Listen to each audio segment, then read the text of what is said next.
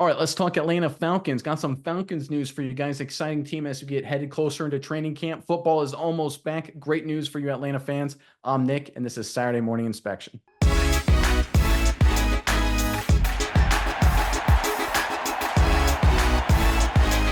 right, the Falcons, of course, heading into training camp like everybody else. A lot of momentum, a lot of energy with this Falcons squad. New quarterback Kirk Cousins, new quarterback Michael Penix Jr., a lot of energy, new head coach. Righted the issues with the offense last year. The future is bright for the Atlanta Falcons. USA Today recently picked them as the favorites to win the NFC South. A lot of momentum, a lot of energy there. But the Falcons recently made a smart, under the radar move, adding some key depth at a critical position that I think will help out the quarterback position indirectly. Let's pull up this report, then we can talk about it more in detail on the other side. This is actually a tweet or a post on X, whatever you want to call it, from Ian Rappaport. The Falcons added some depth before camp, signing veteran offensive tackle Julian Davenport, sources said. He's played for six NFL teams, most recently the Giants and also the San Antonio Brahmas of the United Football League. All right, this is obviously a depth move, right? The Falcons, as starters go, are really set on the offensive line, but they needed some veteran depth. They didn't have a lot of experience behind that starting five, specifically at tackle. This is a sneaky good move by Terry Fontenot and the Atlanta Falcons. I personally like it. Miles, I'm curious what your thoughts are on this, but first, Falcons fans, in the comment section below, we're of course talking offensive linemen, talking offensive tackles. Who is the best offensive tackle in Falcons history? Give us your answer. Really curious what your opinion is. There's a couple really interesting names you could choose from, but you can only pick one. Who is the best Falcons offensive tackle of all time? And put them in the comment section below. And while you're down there in the comment section below, make sure you check out the description box below for our affiliate link to our recommended reading to get you ready for the upcoming NFL season. It is Playmakers by Mike Florio over at Pro Football Talk. Here's a copy right here. We obviously like the book. We bought it with our money. We read it. It's a great read. A lot of great useful nuggets in there. Highly recommended you guys check it out. And if you do, please use our affiliate link in the description box below. It really helps our channel out. We really appreciate it. But Miles, I'll throw it over to you now. What are your thoughts on this latest Falcons move? Yeah, Nick, I think this pickup speaks a lot for the Falcons because when you look at who they pick up, I think that speaks a lot towards what the Falcons are trying to do this year. If the Falcons didn't think they were ready, if they didn't think this was a team that could go out and win now, I feel like they'd go more of the route of taking flyers on some younger guys, some undrafted free agents, just get some guys into the building to maybe battle, build up low contracts, young guys who could be around for a little while.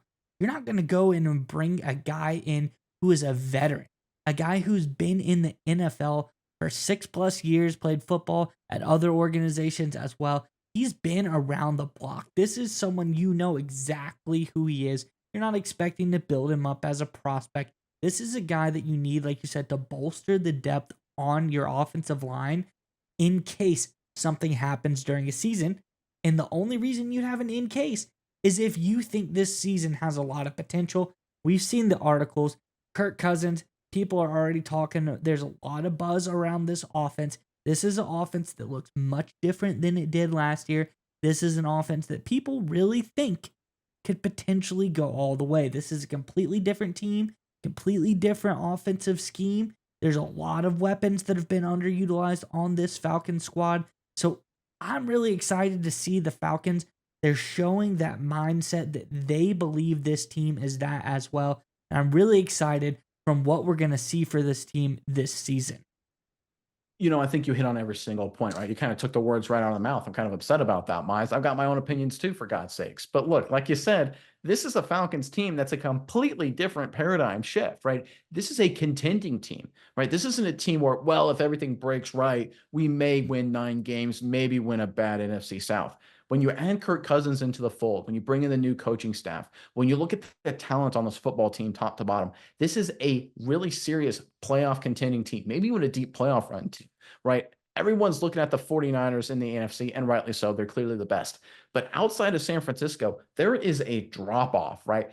Everyone loves the Lions. They've got some issues. The Packers were exciting. They're still very young. The Cowboys are the Cowboys. The Eagles, They've collapsed the second half of last season. Who knows what they're going to be like? Seahawks, total change. Rams are good, but they're relying on an old injury-prone quarterback, right? You can go down the list. The Bucks won the division last year. What happens this year? The Saints are the Saints, right? You can go across the list. There's a lot of opportunities in the NFC South, especially for a team like the Atlanta Falcons that right now, as it sits, undeniably so has the best quarterback in the division, which means they're the favorite to win the division. It makes a lot of sense. And when you're the favorite to win the division, you take a different approach. You take a different mindset. Look at what the contending teams throughout the NFL are doing. The Bengals this offseason, they signed veteran guys to be depth pieces, right? The Baltimore Ravens, same thing. Veteran guys, they've done this in a few years now, signed veteran guys to be depth pieces across the team, right? Now, if you're a young team, if you're rebuilding, what do? You'll just rely on a 6th-round pick, right? Because you want to see if he's going to be good, right? Because you're just rebuilding. You're not expecting a lot.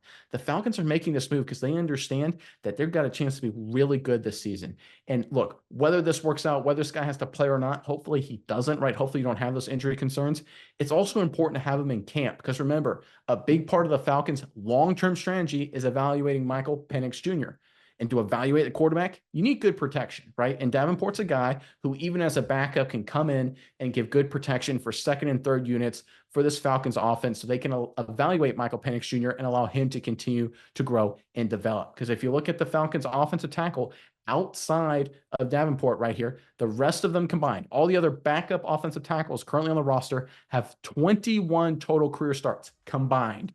Davenport has 36 by himself. He's got experience. If you need to rely on a guy, whether it's to help Penix Jr. develop, whether it's a guy to step in if you have an injury and you need to win a key game, maybe a playoff game, you want a guy who's been there before. Davenport has. This is a great pickup by the Atlanta Falcons.